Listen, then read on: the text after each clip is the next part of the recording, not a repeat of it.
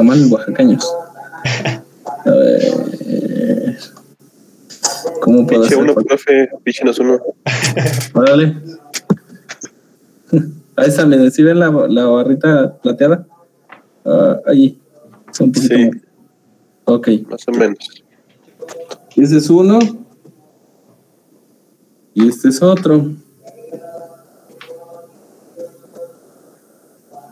Ahí está una bandita negra. ¿Vale? Bueno.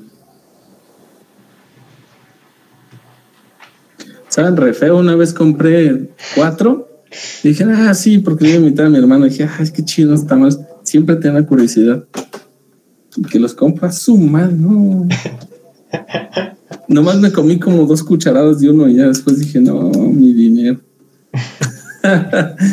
No saben cómo me dolió. No soy tacaño, pero me dolió porque no. Es bien horrible. Miren, ahí está el multímetro en continuidad y se fijan, tiene un simbolito ahí de diodo.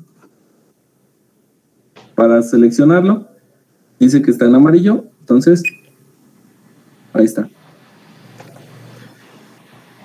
Voy a tomar, no sé quién le hizo nudos a mi multímetro, pero alguien curioso le hizo nudos en las puntas, quién sabe. La gente acomedida, ¿no? Que nunca falta. Es como los audífonos, profe. Nunca sabes, pero siempre están enredados. También tiene lucecita. Para ingenieros de verdad. Entonces, miren, por ejemplo, ahorita lo estoy polarizando en inversa. Ay, a ver si puedo sostener todo. Le voy a polarizar en inversa y me marca OL. ¿Vale? Ahora lo voy a polarizar en directa. Ahí está, girado. .706. O sea, hace que está bien, ok. Bueno, todavía tenemos que verle la matrícula porque ahí la trae grabadilla, pero pues es para gente que tenga buenos ojos, porque yo la verdad no. Y esto como una lupa para poder ver. Ahora fíjense, ahorita lo estoy polarizando en directa. .559 OL. ¿Sale? Entonces, un diodo que está bien debe marcar eso. ¿Sale, vale? Sí, de acuerdo. Ok. Bueno. Entre más gordo esté, más corriente maneja. Pero también tiene más corriente de fuga. ¿Sale? Sí, para que no digan, pero le puse un diodote y tiene poquita corriente de fuga en él, tiene más. ¿Vale? Recuerden, de acuerdo al sapo es la piedra.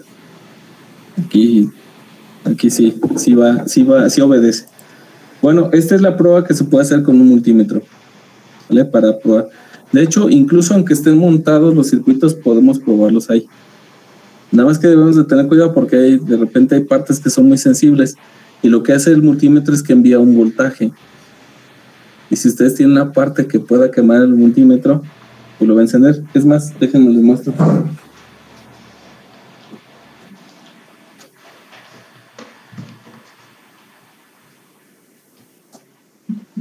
Déjenme les muestro otro diodo. Ya que estamos de oferta, ¿no?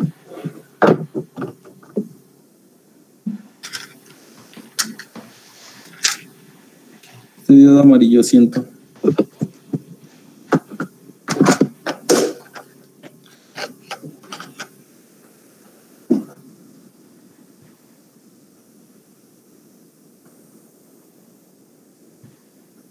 Para los que no conocen, pues es un LED.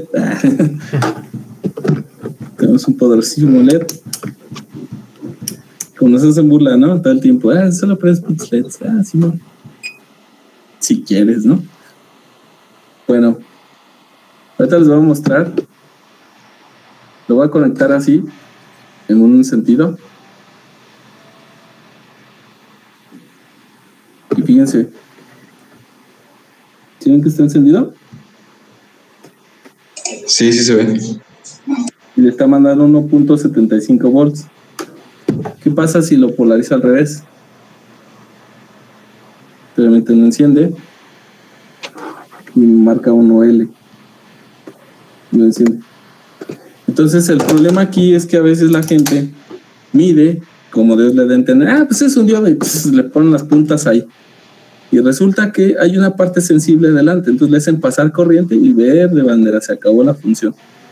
Entonces debemos de tener cuidado, porque todo el mundo checamos continuidad, como Dios nos da a entender, va, ponle continuidad y órale, pues si haces un arco ahí perfecto, cortocircuitas y se acabó todo. Te puedes echar un equipo así de fácil. Entonces también saber medir no es así de enchilame otra, para que tengan cuidadito. Bueno. Profe, una pregunta.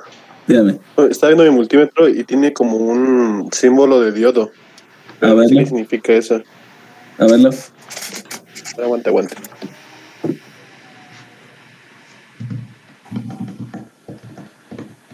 No fueron por los multímetros a la casa de empeño.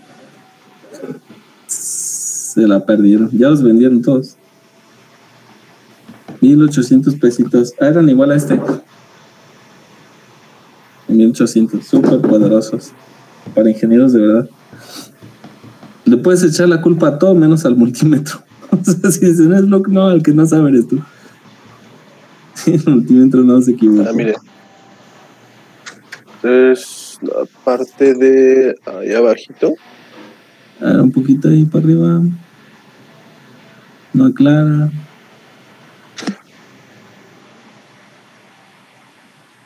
Vamos. No lo miro. A ver. Donde está marcado el... Ok. Ajá. ¿Y qué tiene ahí? ¿Qué simbolito tiene? Es como un diodo normal. Ajá. Pues sí, lo que estamos viendo. Ahora deje fijo. No sé. Deje fijo su imagen, a ver, así. Ajá. Ya lo puso ahí. A ver, mira un diodo. ¿Tiene uno a la mano? Creo que sí. Tendría que buscarlos. Si no, pues para la próxima. Bueno, si no consigue uno, pueden hacer la prueba, no estamos limitados. Bueno. Profe, mándame. Tengo una duda. Nosotros podríamos llegar a quemar un multímetro solo, con una medición, suponiendo que no estuviera como conectado el aparato que estuviéramos, como checando. ¿Quemar el multímetro? Ajá, o sea, el multímetro quemarlo o dañarlo, vaya. No, la única forma, por ejemplo, una vez les voy a decir qué me pasó. Nada, vergüenza, pues yo les digo que al mejor cazador se le va la liebre, ¿no? Yo estaba bien chido midiendo voltajes y que no adivinan que estaba midiendo, lo dejé en continuidad y se me ocurrió medir un voltaje de 220. Y metí las puntas y vi que mi multímetro así como que le dio un telele, ¿no? Así se puso medio loco la pantalla y dije, caray, ¿qué está pasando? Lo que le dije, ay, qué idiota, o sea, lo tenía en continuidad y estaba metiendo un corto, por eso se estaba locando, pero vivió. Si ponen, no es mala onda, pero si ponen un poderosísimo trooper y hacen eso, ténganlo por seguro que les va a explotar en la jeta.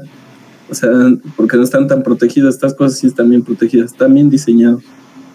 Si por más tonterías que hagas, es difícil que lo quemes. Solo puedes quemar los fusibles para la corriente. Eso sí, por eso no hay ni un multímetro allá arriba en el aeropuerto que mida corriente. Pues echan los fusibles. Pero así en sí, que te equivoques en las mediciones, no pasa nada en el multímetro, dependiendo de la marca. Si está desconectado el aparato, no le pasa nada, pero también deben de tener cuidado en una cosa. Cuando ustedes desconectan un equipo, se quedan cargados todos los capacitores, que son los famosos bulk capacitors. Y esos capacitores se quedan con carga bien canija. Entonces, si tú le metes un cortazo con una belleza de estas, pues es obvio que va a descargar a través de tu multímetro. Y entonces sí te lo puedes echar. ¿Sí? O sea, que mates tu multímetro. Pero la otra cuestión es, ok, yo estoy midiendo y le pongo, por ejemplo, quiero medir resistencia. ¿Y qué creen que hace también aquí? También manda un voltaje de testeo. Entonces, si yo mido aquí resistencia, fíjense, voy a traer otro multímetro. Claro, porque tengo muchos.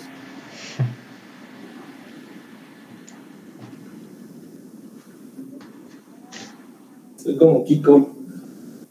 Chavito. Y tengo otro.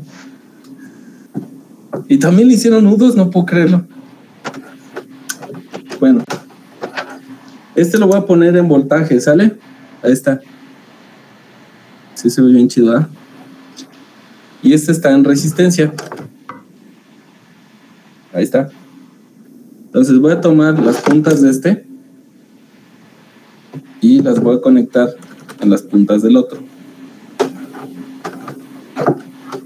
Y voy a ver qué sucede. Me pasa como dice que se le quema todo, ¿no? ¿Ya viste?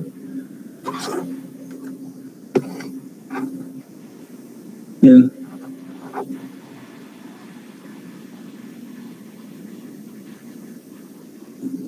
Me está mandando un voltaje de testeo este. Entonces, si ustedes tienen algo que sea muy sensible, y estoy hablando sensible, por ejemplo, un diodo que soporta muy poquita corriente, y ustedes lo testean con esta cosa, se lo llevan.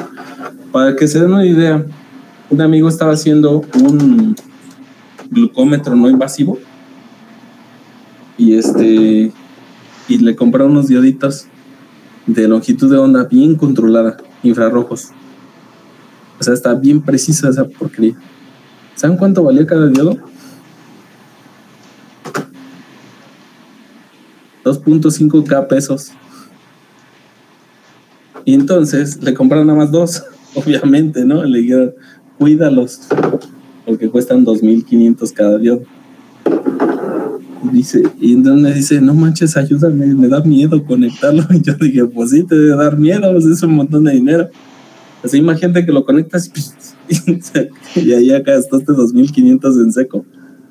Y pues sí es una lana. Entonces, mucho equipo que ustedes van a utilizar tiene partes muy sensibles. Entonces no pueden medir nada más así como así. O sea, tienen que asegurarse de qué es lo que quieren medir. No siempre va uno y luego le mete el multímetro. ¿Dónde sí se puede? En las fuentes de alimentación. Ahí sí no hay bronca. Pueden ponerle el multímetro con voltaje y checar. No pasa nada. Está subdividido las partes de potencia y eso, pero también deben de tener cuidado porque muchos de los equipos que ustedes van a ver manejan alto voltaje. Porque, por ejemplo, un equipo de resonancia y todo eso utiliza voltajes altos en ciertas regiones.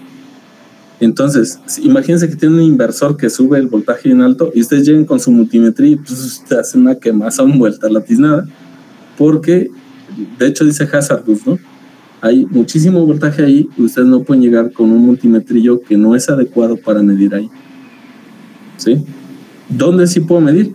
En lo que sí estoy seguro que son líneas de baja tensión, que no hay mucho voltaje, o 2, donde no hay piezas muy sensibles. Y si no, si desconozco, pues mejor buscar información. A ver esto de cuánto es y la frega. Y mejor hacer un análisis de inspección antes de meterle un medidor. ¿Vale? Sí, esos son los consejos del día. Para que no vayan a regar el tepache. ¿Vale? Porque sí pasa. Imagínense que quemen, les digo, por ejemplo, un ultrasonido portátil pequeñito como este vuelo, parece una computadora, viejo, vale alrededor de 300,000 pesos. Entonces uno nuevo anda alrededor de 2 millones. Entonces como para que llegues y lo quemes, pues de seguro ahí te abren con el bisturí, ahí mismo, así, estás menso, ¿qué te pasa? Sí, el equipo es muy caro, todas esas cosas son muy caras. Entonces sí, vienen aquí, le marca Open. Esto no es cierto, o sea, estas cosas no escriben eso, no escriben Open. Eso es una mentira. Solo dice OL. Debe ser Open Loop, tal vez. Bueno. Sí, una parte interesante que es leer la hoja de datos. Tenemos el voltaje de polarización inversa máximo y va a estar pues con una leyenda como esta: Peak Repetitive Reverse Voltage, y por ejemplo para este diodo pues es 50 volts. ¿Sale? Miren, por ejemplo, aquí hay una nota interesante. Dice: iniciemos con la hoja de datos para el 1N4001, un diodo rectificador utilizado en fuentes de alimentación o de potencia, circuitos que convierten voltaje de alterna a voltaje directa. La figura 3.15 muestra una hoja de datos para el 1N4001 al 1N4007, las series de los diodos, ¿no? 7 diodos que han sido, no, que tienen las mismas características en directa, pero difieren en sus características en inversa, ¿no? Estamos interesados en el 4001. Bueno, aquí, si ustedes se fijan, el 4007, a ver, chéquenlo ahí, ¿cuánto es el voltaje de inversa?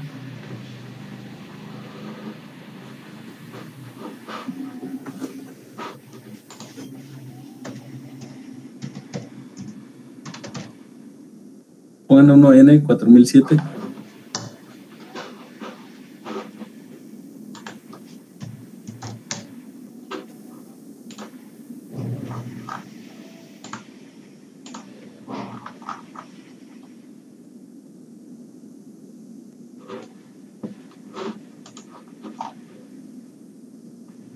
Les da como 1000, ¿no? ¿Cierto? 1000 volts. Y está como el 4006, debe estar como en 600 por ahí. 1N4006. A ver, voy a poner la hoja de datos. Esta mera. Aquí voy a buscar. Oh, que la guayaba. Aquí.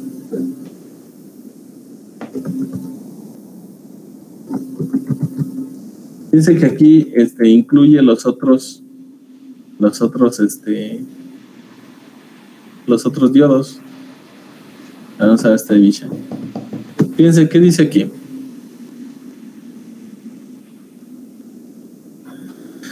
Dice Maximum Repetitive Peak Reverse Voltage.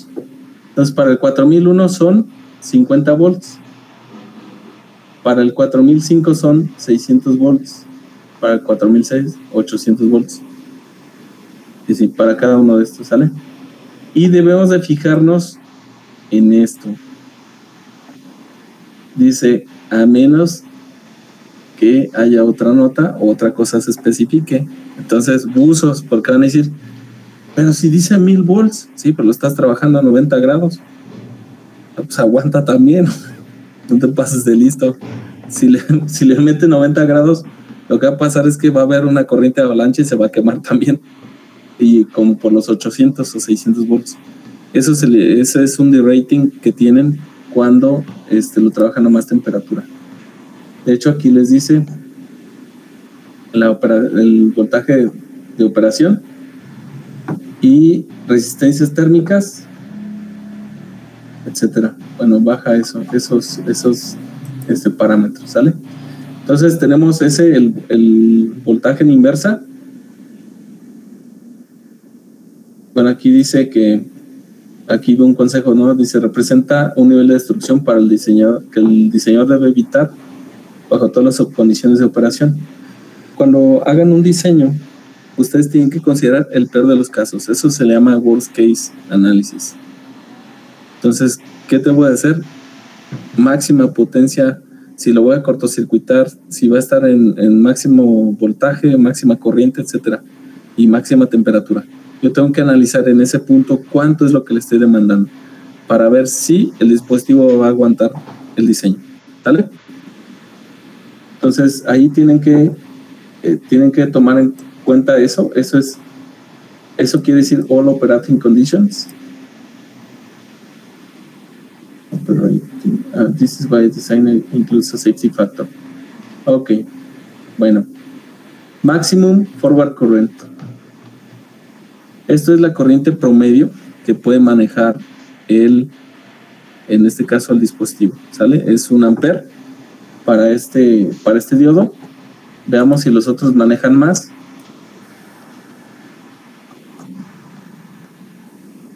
¿Qué creen? Todos manejan 1. ¿Sí? Esto, así, el cuadrito así, quiere decir que tanto el 1N, todos estos, solo manejan 1 ampere de corriente máxima. ¿Vale? Bueno. Y aquí les da una temperatura, dice, lo puedes trabajar hasta 75 grados. Los puntos de prueba de temperatura mínimo, ambiente y máximo son, si lo quieren anotar, en lo que les piden es menos 40, 25 y 75. Es lo más común. Aunque esta es temperatura ambiente de 75 grados. Ojo, no es lo mismo la temperatura ambiente que la temperatura dentro del envasito. ¿Estás? Entonces, por eso es que les dice aquí en la hoja de datos, les dice un máximo de temperatura, miren, desde menos 50 hasta 150, sí, pero es el junction, es donde está la unión. La parte interna puede trabajar hasta eso, porque obviamente va a estar más caliente adentro que afuera, ¿no? El ambiente. Entonces, pero la temperatura ambiente pues está indicada ahí. Miren.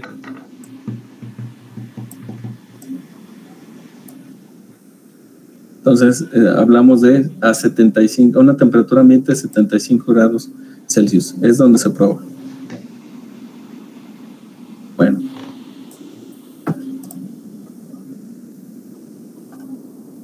Bueno, aquí están los datos, igual. Aquí está 4001. Algunos nomás lo reportan así. Forward. Ese surge current es una corriente que solo es de hacia un piquito y se calma, ¿sale? Pero miren cuánto puede alcanzar, 30 amperes, ¿verdad? Si no ponen atención en leer esto, van a decir, pues este diodo soporta 30 amperes. No, este es de pico, así nomás en instantánea. Y lo vamos a ver por cuándo se da ese surge current. Bueno, más acá abajo. Profe. Ajá. Perdón, esa source current que dice search, ese es como los que son de potencia. O sea, por ejemplo, en el encendido de un coche o algo así que alcanza un pico y después se baja, o no tiene nada que ver. Bueno, les voy a adelantar poquito. Cuando ustedes tienen un capacitor y que está completamente vacío y lo comienzan a llenar, ¿cómo se comporta ese capacitor? ¿Sí recuerdan? Si ya tiene potencial, recuerden eso. Cuando ya va adquiriendo carga, va adquiriendo potencial eléctrico, ¿ah? Y si ustedes van subiendo potencial eléctrico y van empatando la fuente que está acá, primero no tiene nada. Entonces hay mucha corriente, ¿no? ¿Cierto o no es cierto? Y luego se va llenando y va acumulando potencial hasta que está al mismo potencial. Cuando está al mismo potencial, ¿cuánto es la corriente? Nada. Y al inicio es máxima. Entonces, no sé si se han fijado que cuando conectan su lab, ¿qué pasa en el enchufe? Chispita, ¿no? Esa chispita es el surge current. Es cuando comienzan a llenar. Entonces, los capacitores están vacíos y los llena de golpe. Y ese pequeño pulso de corriente es una demanda de corriente muy alta. En todos los sistemas se procura que ese surge current esté controlado, porque no lo pueden así nada más como así llenar y vámonos, ¿no? ¿Eso qué les puede ocasionar? Que tengan reseteos de cosas. Por ejemplo, si ustedes demandan, imagínense que tienen el micro aparte y tienen sus propios capacitores, ¿no? Porque si quisieran ver fresas. Y de repente mandan a encender la fuente y entonces los capacitores del micro dicen, pues vénganos tu reino, ¿no? Y abren las compuertas completamente bajo la corriente y entonces tu circuito que abastece dice, no manches, se cayó el voltaje. Y si se cae el voltaje dice, reset. Y manda a resetear todo. Entonces, ese es el problema, que no puedes tener, debes de controlar ese source current. ¿Sí? Miren, antes, todos los equipos, como los coches viejos, hombre, podías que trajera carburador, hombre, y que aviente la gasolina cruda que tiene, ¿no? Hay para tirar. Antes. Y ahorita, a 1 mililitro de gasolina le quieren sacar como 20 kilómetros, ¿no? Pues lo quieren eficientizar un montón. Entonces, es lo mismo la energía. O sea, ya no podemos darnos el lujo de desperdicia. Es ahorra. Entonces, ese tipo de cosas se tiene pérdidas en calentamiento y en todo. Entonces, el problema es que no podemos permitir que pase así. ¿Sale? Pero bueno, aquí tiene esa indicación. Les dice que no puede haber un pico de corriente repetitivo, bueno, el máximo de 30 amperes durante una duración de 8.3 milisegundos. Se te dice, te doy 3 amperes pero en 8.3 milisegundos. Si tú sostienes el corto, ya valió, aunque tengas habilidad de ratero, no le vas a decir 8.3. O sea, imagínense que le pongan ahí, le conecten y les conecten, pues no, es más probable que se lo lleven, ¿no? Esto solamente pasa a nivel integrado. Bueno. Voltage drop. ¿Qué será esto? Forward voltage drop.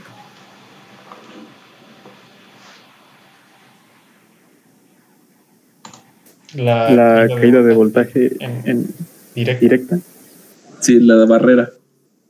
Es lo que va pero y aquí les dice en qué características y condiciones. Dice, cuando tenemos una corriente forward de 1 amper y a una temperatura de 25 grados Celsius, vamos a tener 1.1 volts y este es el máximo valor, es decir, de ahí para abajo no vamos a tener más.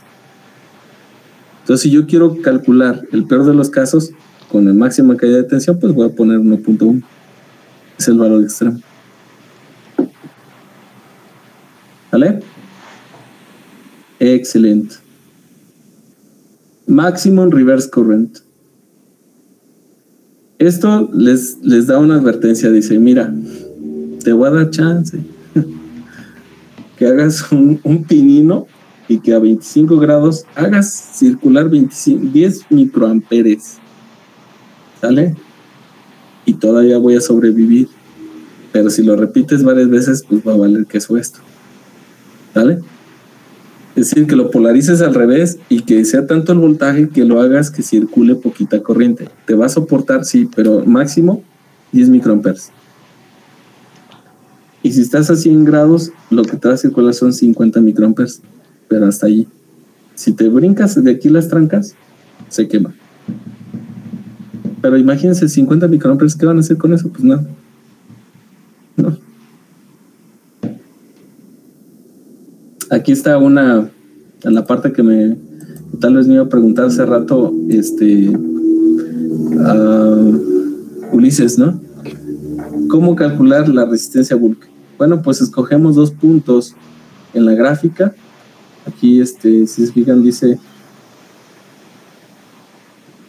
93 para una corriente de 1 amper. Bueno, pues vamos a la hoja de datos y vamos a escoger estos 2 puntitos, ¿no?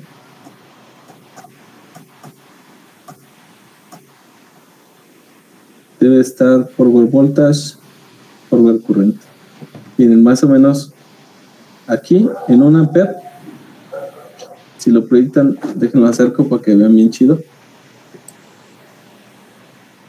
¿Vale? A 1 amper, ¿cuánto es el voltaje forward? Más o menos es como punto y algo, ¿no? 90 y tantos, o 80, 90 y como 93, ¿no? O 96 por aquí. ¿Cuánto será aquí? Aquí son 5, como 93 punto y cachito, ¿no? ¿Sale? Entonces, 1 ampere, 93. Y aquí, justo aquí abajo, o pueden escoger otro punto, por ejemplo, aquí punto 7, y corta aquí, va de punto 1, punto 2, punto 3, punto 4, punto 5, aquí punto 0,5, ¿no? ¿Cierto? Entonces ya tienen dos puntos, uno aquí y el otro aquí. Entonces ya pueden trazar una recta. ¿Vale? Esos dos puntos los utilizan aquí. ¿Vale? Y con eso pueden calcular perfectamente el bulk resistance. Miren, aquí dice que a punto 7 yo tengo 0 amperes. Pero en realidad, la verdad es que la hoja dice otra cosa, ¿no?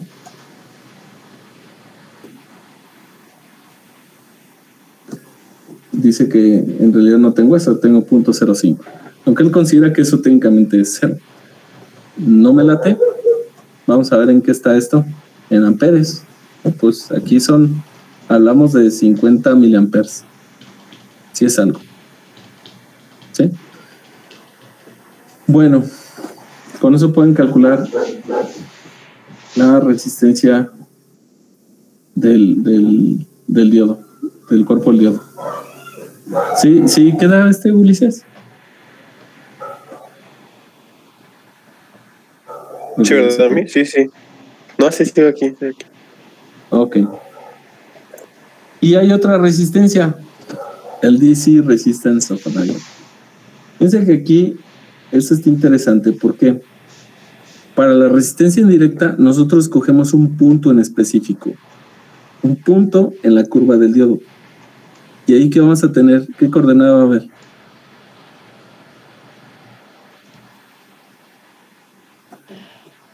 Voltaje corriente. Escojo un punto aquí, ¿verdad?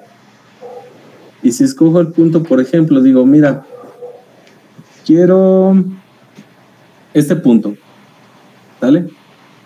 Y aproximadamente pega acá. Entonces es 4, 5, 6, 7, ¿no? Punto 7 amperes. Y hacia abajo tengo punto 9. ¿Sí? Con esas dos valores yo puedo calcular, hacer la división y calcular la resistencia. Esa resistencia que es, digamos, puntual, se le llama resistencia indirecta o DC resistance. ¿Sale? ¿Por qué? Porque yo estoy operando justo allí el diodo. Y esa, pues también esa puede reemplazar el bulk resistance. Esa resistencia indirecta. La otra es como una promedio.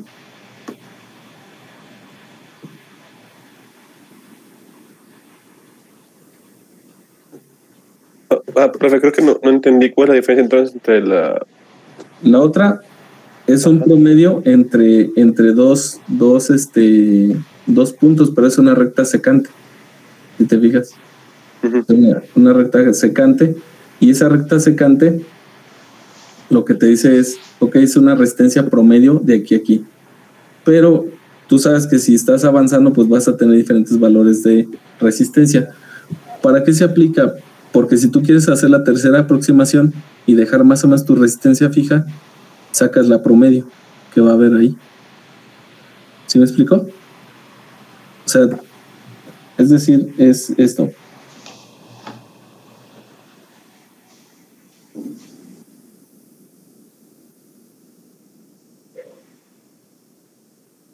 A ver, aquí.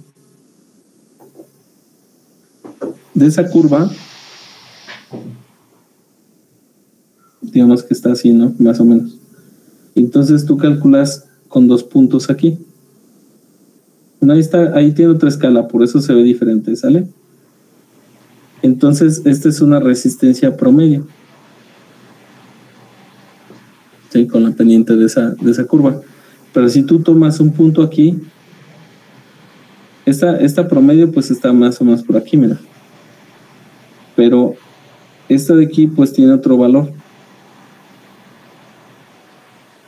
Si tu diodo siempre va a operar, por ejemplo, yo digo, ¿sabes qué? Mira, el diodo va a estar trabajando en un valor de corriente que va desde 0.1 amper hasta 0.9 amperes. Ok, estoy trabajando de aquí a aquí. Y yo puedo trabajar con una resistencia promedio. Sí, que es con esa recta secante. Con eso puedo considerar que todo ese tiempo, más o menos, durante toda esa curva se conserva esa resistencia y es una buena aproximación. Ahora, si el diodo, yo voy a decir, ¿sabes qué? Siempre va a trabajar a 0.5 amperes. O sea, eso es fijo. ¿Vale? Siempre va a tener 0.5 amperes. Entonces me conviene calcular la resistencia en DC. Sí, porque aquí ya tengo un valor de corriente fijo y también tengo un valor de voltaje fijo en el diodo. ¿Sí me explico?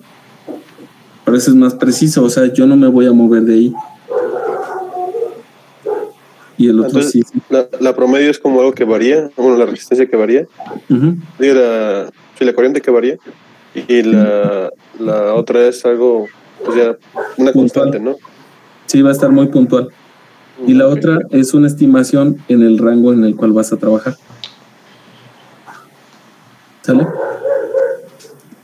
Es como si yo te dijera, vas de la uni de CEU a Campus Aeropuerto y vas en el camión y te digo, ¿cuánto tiempo hiciste? Y tú dijiste, pues 30 minutos. ¿Y cuántos kilómetros hay? Pues 10. Ah, ok. ¿Cuál es tu velocidad? Y tú vas a decir, pues mira, más o menos, y me vas a dar un promedio, ¿no? Vas a decir los 10 kilómetros entre el tiempo. Pero si te digo, no, a mí dime exactamente cómo estuvo tu velocidad, entonces vas a tener que escribir, mira, primero aceleró el camión, luego frenó bien gacho, luego se fue más fuerte. Y entonces me vas a hacer una gráfica instantánea. ¿Estamos de acuerdo? Y me vas a decir, mira, aquí tuvimos mucha velocidad, aquí menos, aquí frenó, aquí es 0. Pero si haces un promedio, más o menos te dice cómo estuvo el comportamiento de la velocidad todo el trayecto. ¿Sí? Aquí es lo mismo. Estás haciendo un promedio de la resistencia en todo ese trayecto de corriente. ¿Sí estamos? Sí, ya lo comprendí. Gracias, Jorge. Bueno.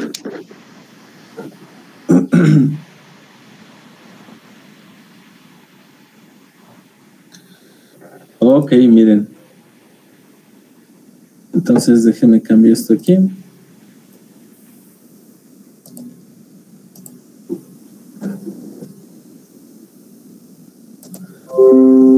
Aquí, para la corriente en directa, pues les da valores puntuales, miren. Dice, por ejemplo, para este diodo del 1N914, en la gráfica dice 10 miliamperes corresponden a una polarización de 0.65 volts. Entonces aquí está mostrando una resistencia de 65 ohms. 30 miliamperes a 0.75. Nosotros regularmente esperaríamos que ese valor fuera constante, ¿verdad? En un material óhmico. Pero ¿qué es lo que observamos? Miren. Y solo cambiamos 20 miliamperes. Y si se fijan que el cambio en resistencia es muy grande.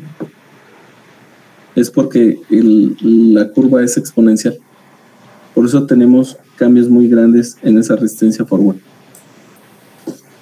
¿Sí? Intentamos linealizar en un pedazo, que es lo que acabamos de hacer con la otra resistencia, la promedio, pero esta puntual, pues sí vemos cómo varía. Y por ejemplo, esta 50 miliamperes, miren, ya bajó hasta 17.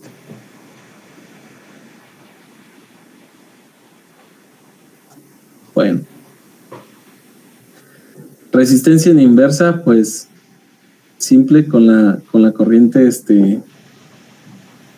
la corriente en inversa que tiene. Sí, corriente inversa. Y el voltaje en inversa, pues podemos calcular la resistencia que tiene al total. Sí, porque al final de cuentas influye una pequeña corriente, ¿no? Si se fijan, es del orden de los megas. ¿Y qué pasa cuando ya nos estamos pasando de listos e incrementamos el voltaje. Mira, incrementa la corriente poco, pero este cambio nos hace una resistencia de 15 megas y estábamos en 800 y bajamos hasta 15 megas. ¿Qué quiere decir? Que se está liberando más portadores de carga. Por eso incrementó drásticamente la corriente. Estamos hablando de 25 nanos hasta 5 micros. ¿Cuánto cambio hubo en la corriente?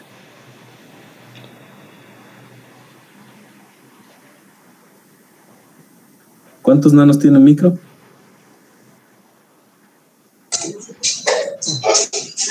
1000, ¿no? Sí, 1000. Entonces, fíjense, de pasar de 25 hasta 5000. Pues sí fue bastante, ¿no?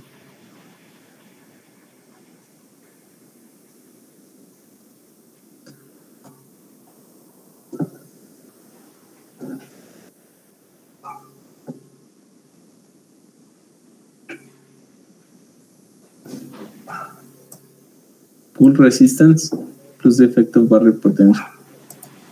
Bueno, sí.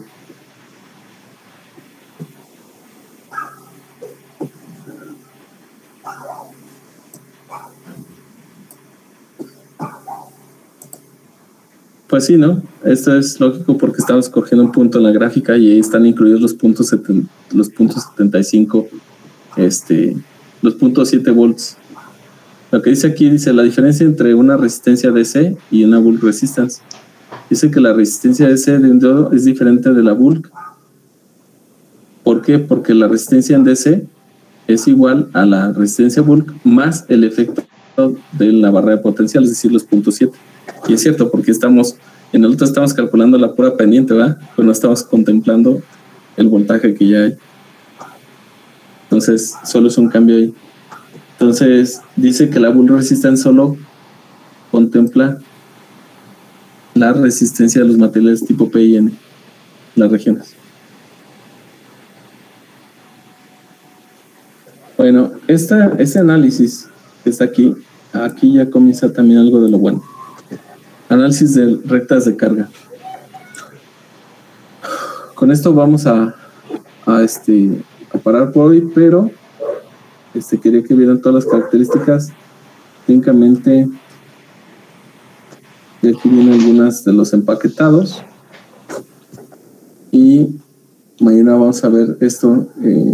Bueno, esta es una explicación, pero rectificado, pero más adelante lo vamos a ver un poco más a detalle. Bueno, entonces aquí, esto del load line que está aquí. Han de cuenta, ustedes quieren hacer un análisis y yo quiero saber en qué punto está operando, en qué punto del diodo está operando ese dispositivo, es el mismo diodo. ¿Sí me explico? O sea, ¿cómo le hago de una forma gráfica? ¿Cómo le hago para saber dónde, si tengo la gráfica de características del diodo, cómo le hago para saber dónde está operando? ¿Vale? Entonces, voy a decir lo siguiente.